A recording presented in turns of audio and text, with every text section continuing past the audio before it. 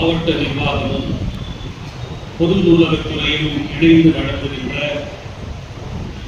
வேலூர் 4வது ஆண்டு வேலூர் புத்தக திருவிழாவை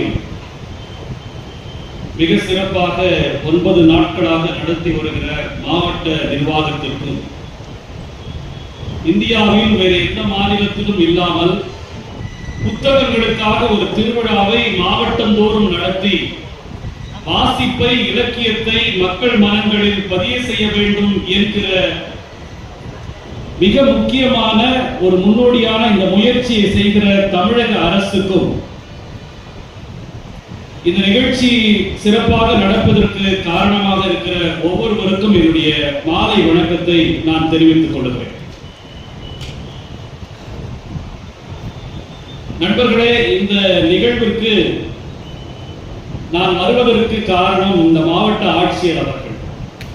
மாவட்ட ஆட்சியர் அவர்களுக்காகத்தான் நான் இந்த நிகழ்வில் வருவதற்கு ஒப்புக்கொண்டேன். தமிழ்நாட்டில் எந்த ஊரில் புத்தக திருவிழாக்களில் பேசினாலும், எந்த ஊர் மேடைகளில் பேசினாலும் வேலூரில் பேசுகிற நிறைவு என்பது வேறு எங்கும் கிடைப்பதில்லை.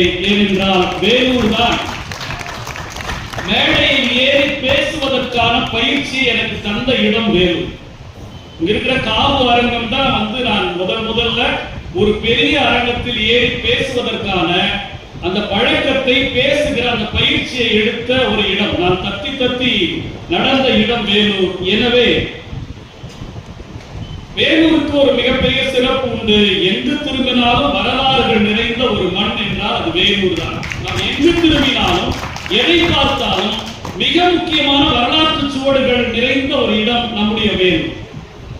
இந்த வேலூர்ல இதுக்கு ஒரு புத்தக கண்காட்சி நடத்தி, ஆனா என்ன ஒரு கொடுமைன்னா, எங்க திரும்பினாலும் வரலாறு, ஆனால் எந்த வரலாறும் நமக்கு தெரியாது. இதுதான் மிகப்பெரிய அவலம். எல்லா இடங்களிலும் வரலாற்று சிறப்பு மிக்க. இப்படி திரும்பி பார்த்தீங்கன்னா கோட்டை, இப்படி வலது பக்கம் பார்த்தா ஊரிஸ் கல்லூரி, இடது பக்கம் பார்த்தீங்கன்னா முதல் இந்திய சுதந்திர போராட்டம் சிப்பாய் கழகம் நடந்த இடம், அப்படி திரும்பினா சிஎம்சி. இந்த மாதிரி திரும்புற இடங்கள் எல்லாம் வரலாறுகள் நிரம்பிய ஒரு இடம் வேலூர் நண்பர்களே. ஆனால் என்னவென்று சொன்னால், நமக்கு அந்த வரலாற்று உணர்வு இல்லாமல் இருக்கிறது.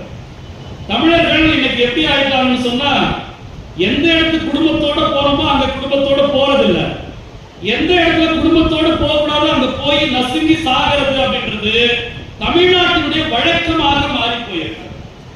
நீங்க உலகத்திலே நான் உங்களுக்கு சொல்லுகிறேன், பெற்றோர்கள் ஆசிரியர்கள் எல்லோரும் இருப்பீர்கள்.